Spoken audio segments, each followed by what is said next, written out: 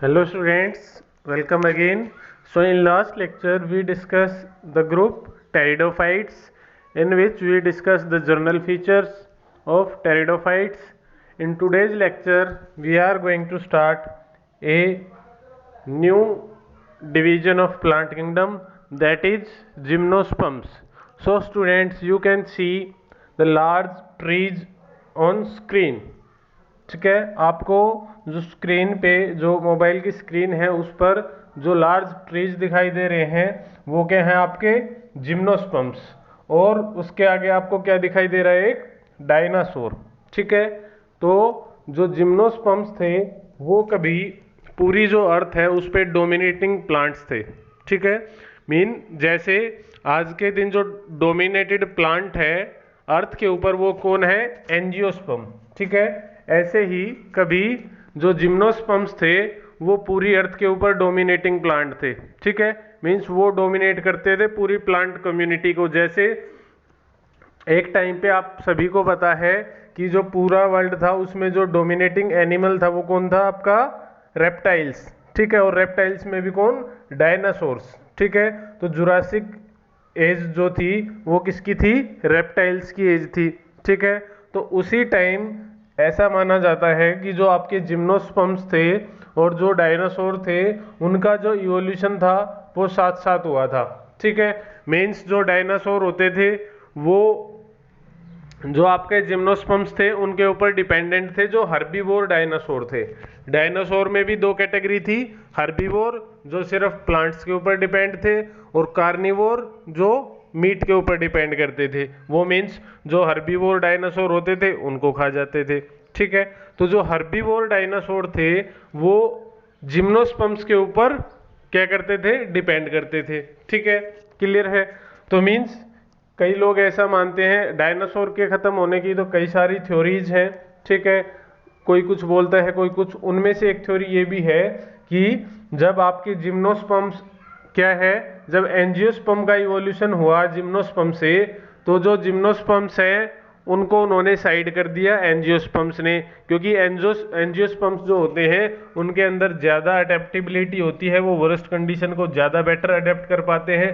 तो उन्होंने डोमिनेट करना स्टार्ट कर दिया पूरी अर्थ को। ठीक है, तो धीरे धीरे जो जिम्नोस्पर्म थे वो क्या हो गए, डिस्टिंक्ट होना स्टार्ट हो गए, और फिर क्या हुआ, उसके ऊपर जो डायनासोर सरवाइव करते थे उनका भी एक्सटिंक्शन हो गया। ठीक है, ये एक जस्ट थ्योरी है, ऐसे अभी कोई प्रूफ उसके मिले नहीं है। डिफरेंट डिफरेंट थ्योरी डायनासोर्स के एक्सटिंक्शन के लिए दी जाती है। ठीक है, तो जिम्नोस्पर्म्स की जो एज है, जो जुरासिक पीरियड है, ठीक है, उसको गोल्डन एज माना जाता है जिम्नोस्पर्म की।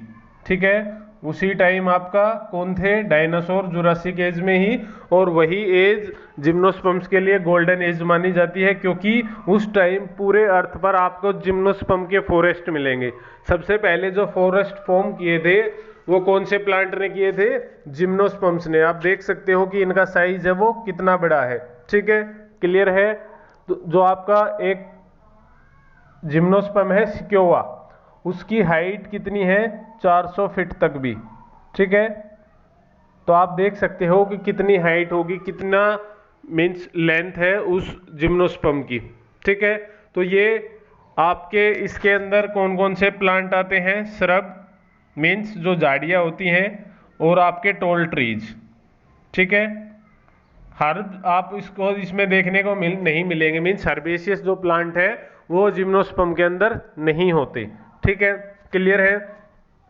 फिर जिम्नोस्पर्म की अगर बात करें तो आपके जो जिम्नोस्पर्म है उसका मीनिंग क्या होता है, जिम्नो का मतलब होता है नेक्ड। ठीक है, क्या है, नेक्ड, और स्पर्म का मीनिंग होता है सीड। ठीक है, जिम्नो नेक्ड और स्पर्म सीड। तो जिम्नोस्पर्म्स ऐसे प्लांट है जिनके अंदर नेक्ड सीड बनते हैं। नेक्ड सीड का मतलब क्या है कि नॉर्मली तो जो सीड होते हैं वो किसके अंदर बंद होते हैं, फ्रूट के अंदर। भाई हमने कोई भी फ्रूट खाया, ऐसा ही तो होता है ना, फ्रूट होगा और उसके अंदर कई सारे सीड होंगे, या कोई एक सीड भी हो सकता है लाइक मैंगो, और कई सारे सीड भी हो सकते हैं लाइक वाटरमेलन। ठीक है, तो सीड जो होते हैं वो किसके अंदर बंद होते हैं, फ्रूट के अंदर। लेकिन जिम्नोस्पर्म्स में फ्रूट की फॉर्मेशन नहीं होती, ठीक है, तो उनके अंदर डायरेक्ट सीड लगेंगे, ठीक है। तो वो सीड कैसे होंगे, नेक्ड होंगे, क्योंकि वो उनके अंदर कोई फ्रूट की कवरिंग नहीं है, इसलिए हम उनको क्या बोल रहे हैं, नेक्ड सीड, ठीक है। तो जिम्नोस्पर्म ऐसे प्लांट्स हैं जिनके अंदर सबसे पहले सीड का फॉर्मेशन हुआ है। अब तक हमने किसी के अंदर भी सीड की फॉर्मेशन नहीं देखी, ना तो आपका एल्गी में सीड बने, ना ब्रायोफाइटा में, ना टेरिडोफाइटा में, ठीक है। तो सबसे पहली बार जो सीड बनते हैं वो किसके अंदर बनते हैं, आपके जिम्नोस्पर्म्स के अंदर, ठीक है। सीड्स बनेंगे लेकिन फ्रूट्स नहीं बनते, ठीक है, क्लियर है। चलो अब स्टार्ट करते हैं जिम्नोस्पर्म, ठीक है। तो जो जिम्नोस्पर्म है उसकी स्टडी को क्या बोलेंगे, जिम्नोलॉजी, ठीक है। Study of gymnosperm is called as gymnology, ठीक है, क्लियर है। फिर ये क्या है, फर्स्ट आपके सीड प्लांट है। ये जो जर्नल फीचर मैं बता रहा हूं ये याद रखना, ये इनके यूनिक फीचर हैं, ठीक है। फर्स्ट सीड प्लांट है आपके कौन, जिम्नोस्पर्म, ठीक है, लेकिन फ्रूटलेस है, फ्रूट इनके अंदर नहीं बनता। अब फ्रूट किससे बनता है, सबको पता है, ओवरी से। भाई ओवरी मैच्योर होके क्या बनाती है, फ्रूट। ओवरी जब राइप हो जाती है, ripe and ovary is fruit, तो ओवरी राइप होके फ्रूट बना रही है और फ्रूट इनके अंदर बन नहीं रहा, तो मीन्स यहाँ पर ओवरी एब्सेंट है, ठीक है। जिम्नोस्पर्म्स के अंदर जो ओवरी होती है वो क्या है, एब्सेंट रहेगी, ठीक है, क्लियर है। फिर क्या है आपका, ये फ्लोवरिंग प्लांट है, ठीक है, मीन्स फेनरोगेम्स है, ठीक है। हमने जब शुरू में बात की तो हमने बात की थी कि जिनके अंदर फ्रूट आपका फ्लोर बने और सीड बने उनको हम फ्लोवरिंग और सीड प्लांट को क्या बोलते हैं, फेनरोगेम्स।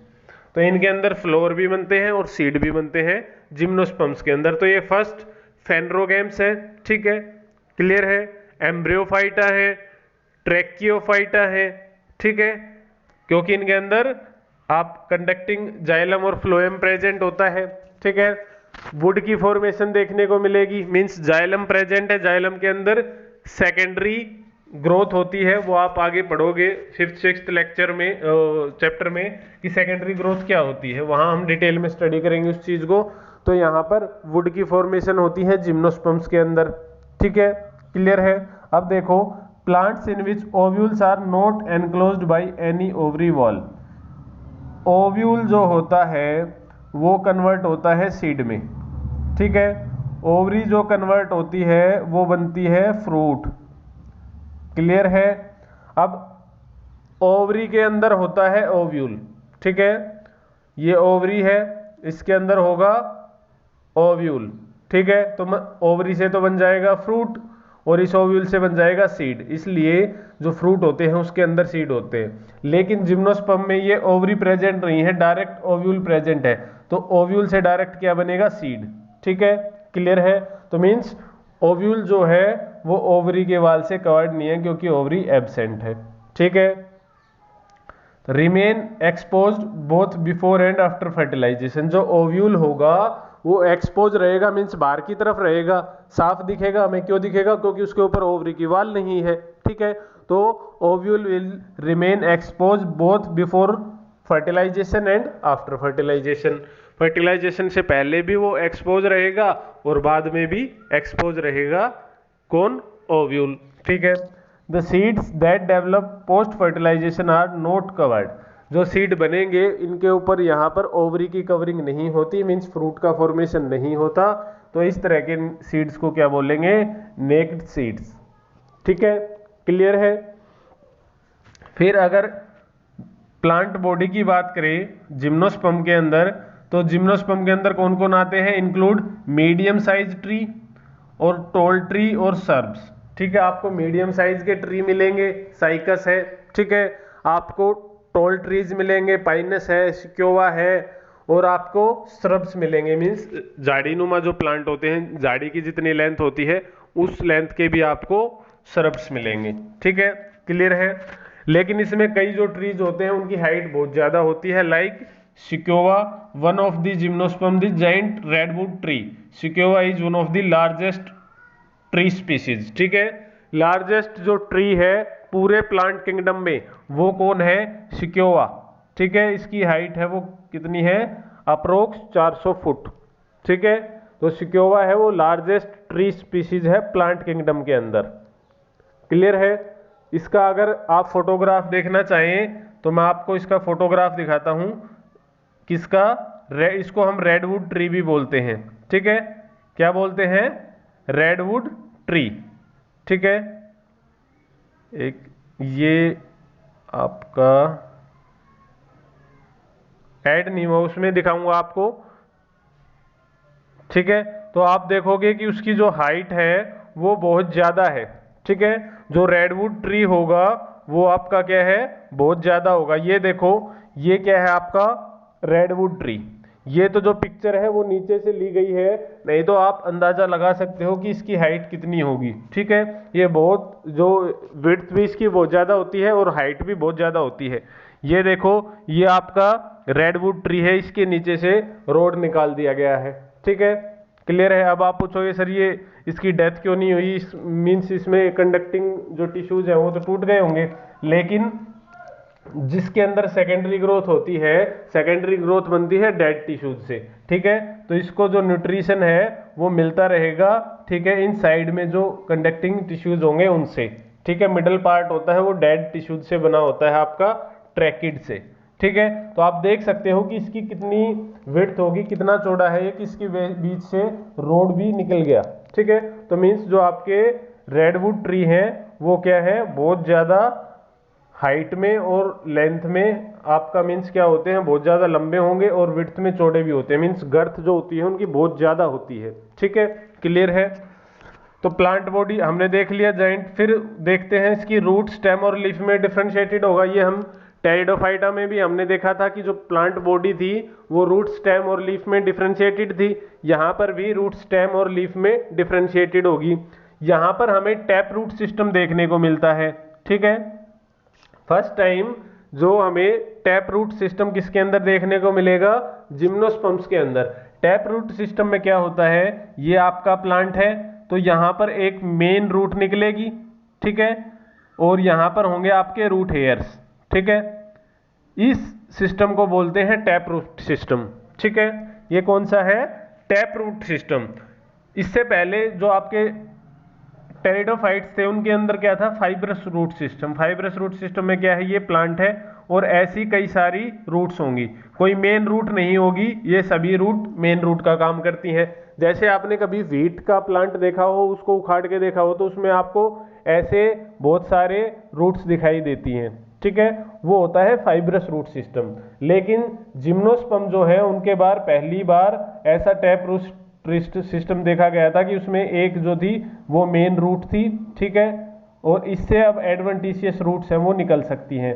ठीक है, क्लियर है? मेन रूट है इसलिए हम इसको सिस्टम को बोलते हैं टैप रूट सिस्टम। ठीक है, क्लियर है? और ये सबसे पहली बार किसके अंदर देखी गई थी? जिम्नोस्पर्म्स के अंदर। ठीक है, क्लियर है? फिर जो पाइनस प्लांट होता है उसकी रूट्स के अंदर फंगल एसोसिएशन देखने को मिलता है। ठीक है, मीन्स उसको हम बोलते हैं माइको राइजल एसोसिएशन। माइको मीन्स क्या होता है? फंजाई। हमने पढ़ा था माइकोलॉजी क्या होती है? Study of fungi. Rhizal means root.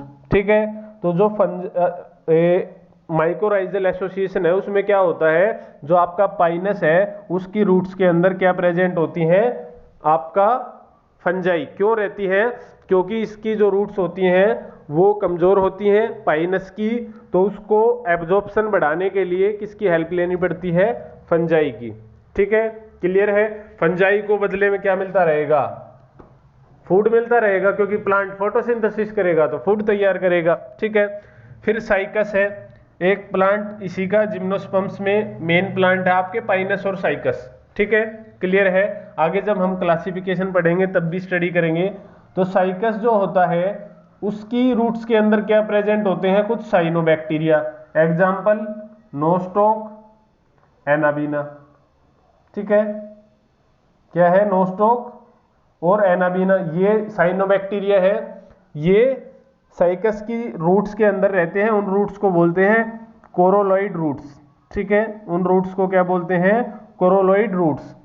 वो साइनोबैक्टीरिया का हमने फंक्शन पढ़ा था कि वो N2 फिक्सेशन कर सकते हैं, नाइट्रोजन को फिक्स कर सकते हैं, क्योंकि प्लांट डायरेक्ट अमोनिया को नहीं ले सकते, उनको नाइट्रोजन को फिक्स फॉर्म में लेना पड़ेगा।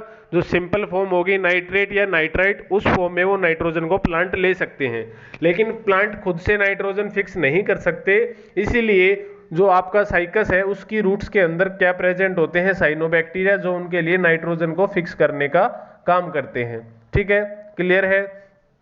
तो इसलिए साइकस है वो इजीली ग्रो कर सकता है, हमें किसी उसकी जरूरत नहीं होती, मीन्स फर्टिलाइजर्स की या मैन्योर वगैरह की। ठीक है, क्लियर है?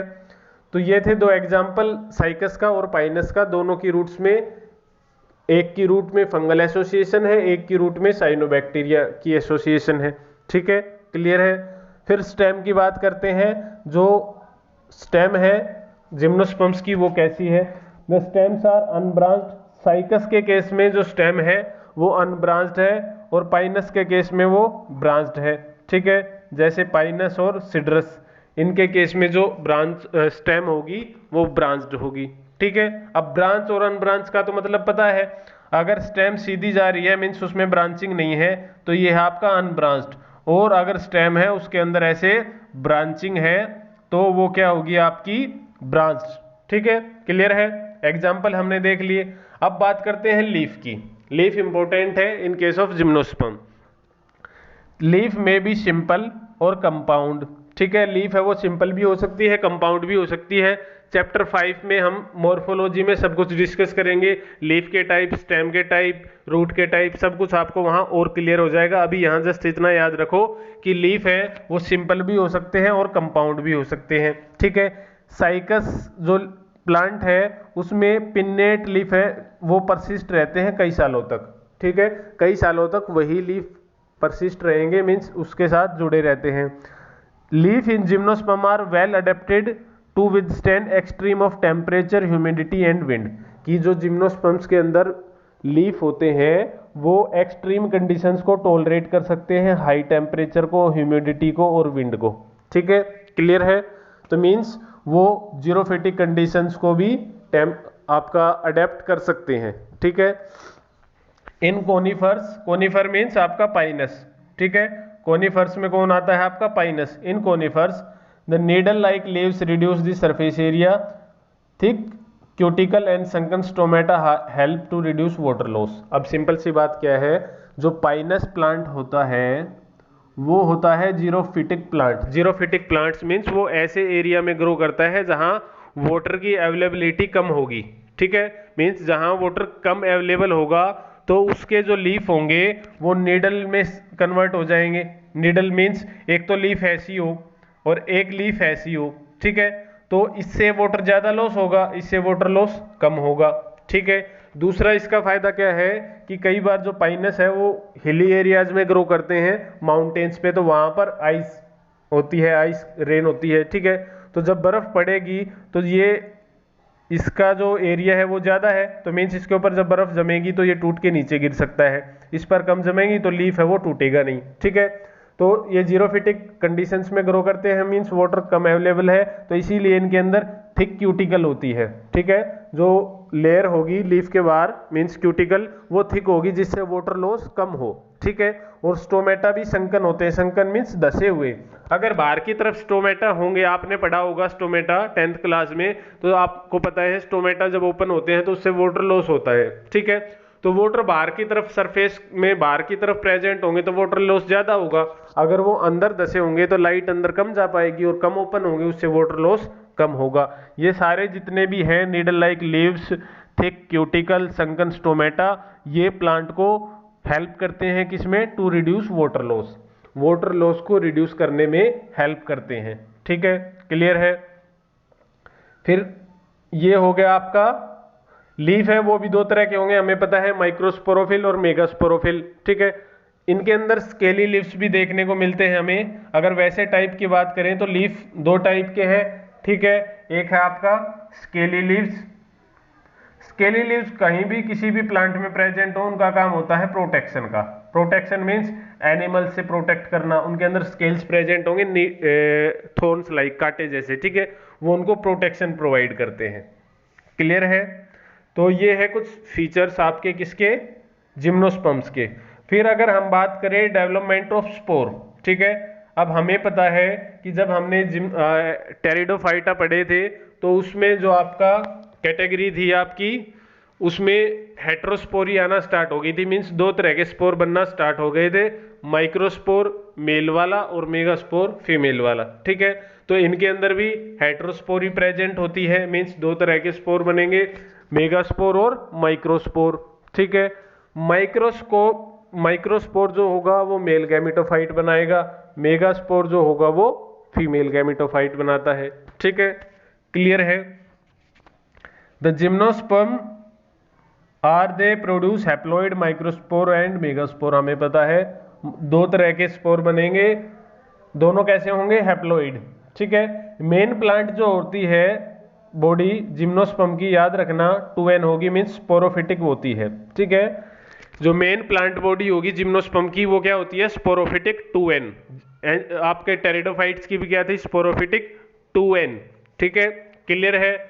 वहां पर जो गैमेटोफाइट था वो स्पोरोफाइट के ऊपर डिपेंडेंट नहीं था इन केस ऑफ टेरिडोफाइट, लेकिन जिम्नोस्पर्म में जो गैमेटोफाइट होगा वो स्पोरोफाइट के ऊपर डिपेंड रहता है, डिपेंडेंट होता है, वहां से अपना न्यूट्रिशन लेगा, ठीक है। क्लियर है? दो तरह के स्पोर बनेंगे जिम्नोस्पर्म में, माइक्रोस्पोर साइज में छोटे होंगे, इनको ये क्या बनाएंगे, मेल गैमेटोफाइट को फॉर्म करेंगे। फिर मेगास्पोर साइज में बड़े होंगे, ये फीमेल गैमेटोफाइट को प्रोड्यूस करेंगे, ठीक है। क्लियर है? अब मेल गैमेटोफाइट बन गया, फीमेल गैमेटोफाइट बन गया। Spores are produce within sporangia. हमें पता है स्पोर किसके अंदर बनते हैं, स्पोरेंजिया के अंदर। वो किससे जुड़ी होती है, स्पोरोफिल, ये भी हमने पिछली क्लास में डिस्कस किया था। Which are arranged spirally along an axis to form a compact strobili और कोन, ठीक है। यहाँ पर आपको कोन्स देखने को मिलते हैं। कोन्स क्या है, ऐसी स्ट्रक्चर जिसके अंदर कई सारे क्या प्रेजेंट होंगे, स्पोरोफिल्स। स्पोरोफिल के अंदर स्पोरेंजिया होगी, स्पोरेंजिया के अंदर स्पोर होंगे, ठीक है। क्लियर है?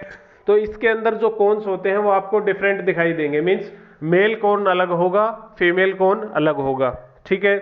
मेल और फीमेल कोन एक प्लांट पे भी हो सकते हैं और मेल और फीमेल कोन अलग अलग प्लांट पे भी हो सकते हैं। जब मेल और फीमेल कोन एक ही प्लांट पर प्रेजेंट होंगे तो उसको बोलेंगे मोनोसियस प्लांट, ठीक है। उसको क्या बोलेंगे, मोनोसियस प्लांट। अगर मेल और फीमेल कोन दो डिफरेंट प्लांट पे प्रेजेंट होंगे तो बोलेंगे डाइसियस प्लांट, ठीक है। क्लियर है? मेल स्ट्रोबिलाई बीरिंग माइक्रोस्पोरोफिल, ठीक है। मेल के पास क्या होगी, माइक्रोस्पोरोफिल, एंड माइक्रोस्पोरोफिल के पास क्या होगी, माइक्रोस्पोरेंजिया, ठीक है। क्लियर है? आर कॉल्ड माइक्रोस्पोरेंजिएट और मेल स्ट्रोबिलाई। क्लियर है? The microspore develop into a male gametophyte. Microspore किस में कन्वर्ट होगा, मेल गैमेटोफाइट में। Which is highly reduced is confined to only a limited number of cell. यहाँ पर जो गैमेटोफाइट का क्या है, जो डेवलपमेंट है वो कम होता जाएगा, ठीक है। हमने बात की थी सबसे डेवलप्ड जो गैमेटोफाइट था वो किसका था, ब्रायोफाइट का। उससे कम डेवलप आपका किसका था, टेरिडोफाइट का। फिर जिम्नोस्पर्म का जो गैमेटोफाइट है वो और ज्यादा रिड्यूस्ड है, वो it is confined to only limited number of cell, उसके पास लिमिटेड नंबर ऑफ सेल्स होती हैं, ठीक है। This reduced male gametophyte is called pollen grain. अब हमें पता है पोलन ग्रेन क्या होता है, मेल गैमीट, ठीक है। क्या है, मेल गैमीट। तो जो आपका मेल गैमेटोफाइट है in case of in gymnosperms it is reduced and called is pollen grain, ठीक है। इसको हम क्या बोलते हैं, पोलन ग्रेन, ठीक है।